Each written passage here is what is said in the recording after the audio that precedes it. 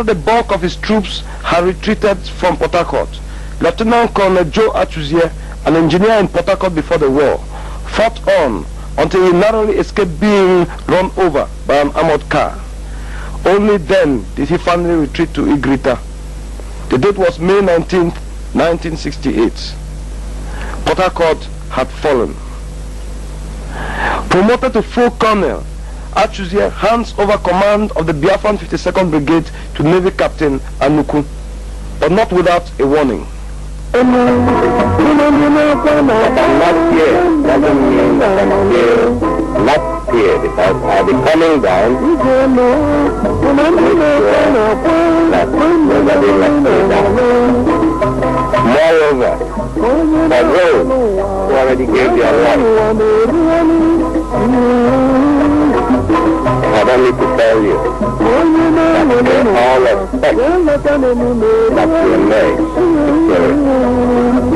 As long as they want to system, they support the alternative continue. You continue fighting.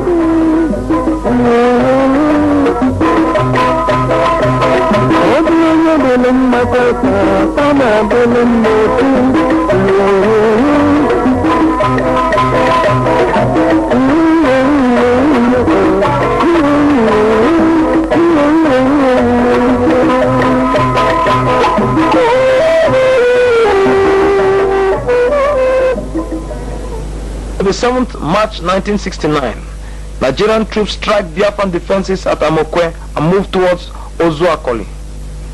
A 480-man recruit battalion under Colonel Akaga, sent to stop the federal advance, engages the advancing Nigerian army at Ahaba and is instantly crushed.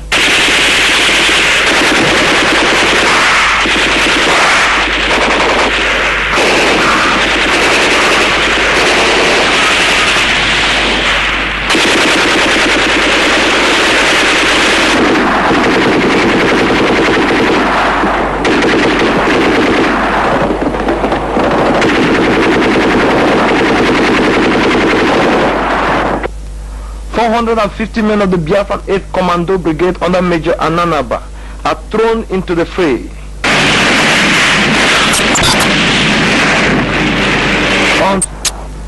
Unstoppable, the Federal 82nd Battalion under Major Ibrahim Babangida pushes forward. They are supported by heavy aerial bombardment. Babangida's troops overrun Umuezike.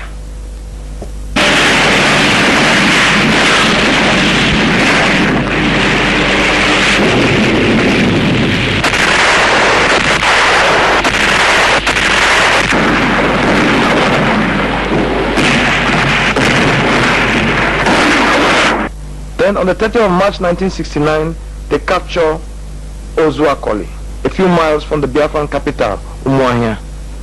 Because at this point in time, for most Biafrans, Umuahia, not merely Biafra's capital, but the embodiment of the life and death of Biafra, it was to be defended at all costs. So once again, as the fate of Biafra hung on a thread, the legendary Colonel Joe Eric Achuzie marched across country to Umuahia. Umuahia had become the rendezvous for most known Biafran commanders, including Lieutenant Colonel Timothy Onwategu, who turned up with troops of his strike brigade. On April 2nd, 1969, the Biafran army unleashes the might of its artillery at federal positions outside Umuahia.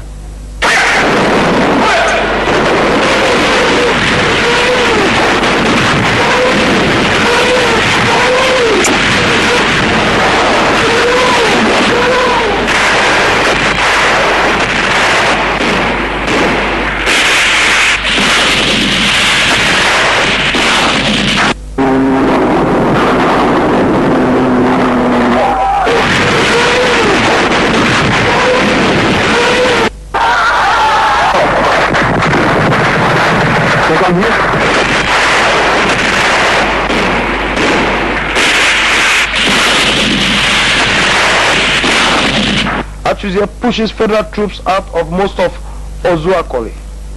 However, at Ozuakoli Bridge, federal troops regroup and halt the Biafran advance.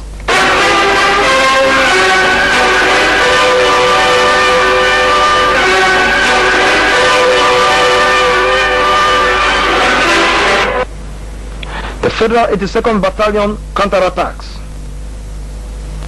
However, its commander, Major Ibrahim Babangida, is wounded and evacuated.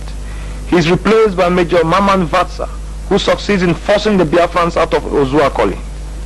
And so the Nigerian 1st Division turned the full might of its artillery on the Ozuakoli-Umuahia road. Because the Biafrans knew the Nigerian army traditionally advanced using main roads, the Ozuakoli-Umuahia road was heavily mined and backed up with obstacles, fell trees and ditches. An attempt by the Nigerian 25th Battalion to snatch Umuahia led to the Biafran decimation of the 25th Battalion. April 11, 1969, the Nigerian army calls in for air support. From Ozuakoli to Umuokpara and Emeke to Umuahia, a veritable tornado of bombs and fire ravaged Biafran control areas of the Umuahia sector.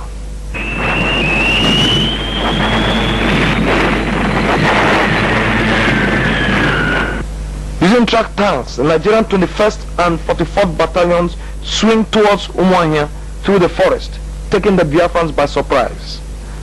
Such was the surprise that when Colonel Asoya, the new Biafran commander of the Umuahia sector, went to check reports of a Nigerian advance across country, he found himself face to face with the advancing Nigerian army and no Biafran defenders. 48 hours later, the Nigerian army was in total control of Umuahia.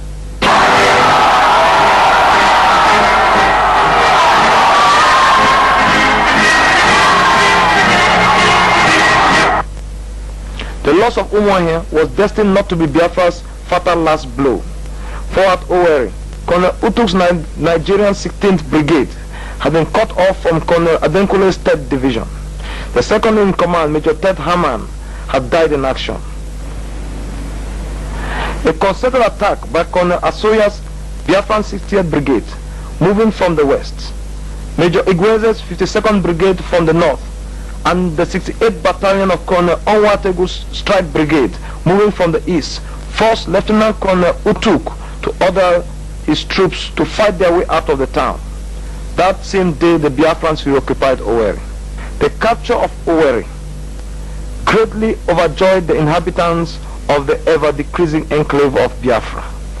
On Thanksgiving Day, 1st June 1969, Ojukwu proclaims the Ahira Declaration, a document which condemned corruption in Biafra, called for self-reliance, social justice, and loyalty to Biafra.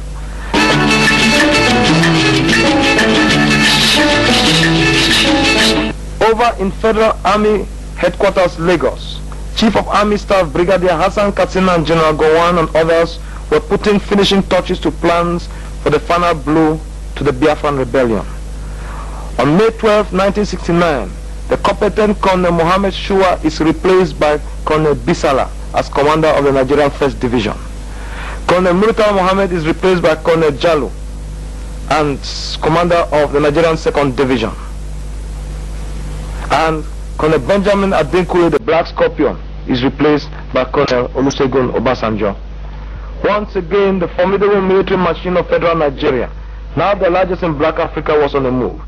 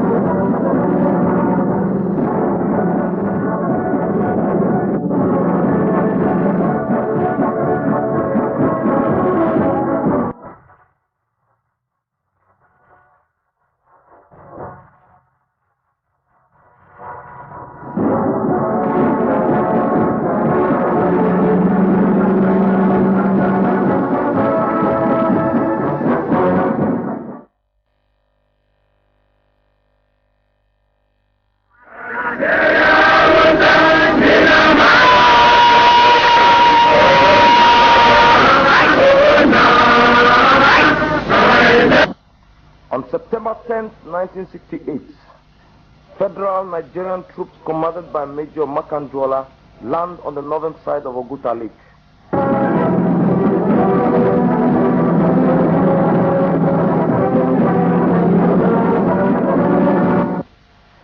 sailing up the Orashi River to Oguta. Makanjuala's 15th Brigade had bypassed Lieutenant Colonel Afroya's Biafran 60th Brigade responsible for the defense of Oguta. The Nigerian 15th Brigade was therefore able to capture Oguta without much of a fight. This masterstroke suddenly put Nigerian troops within 6 miles of Uli Iyala airstrip, landlocked Biafra's only lifeline.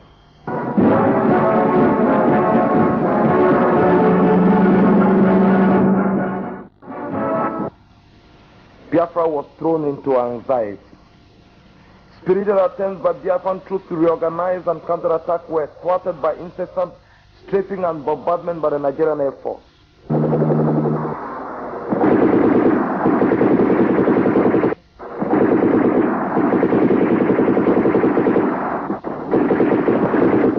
However, on September 12th, Biafra's most resourceful operational commander, the indomitable Colonel Joe Atuzie, arrives Oguta sector and takes over Biafran operations there.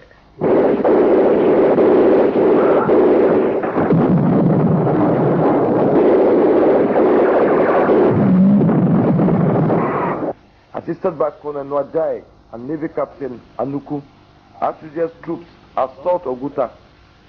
The fighting is pitiless and fierce. In the end, the Biafran attack is repulsed.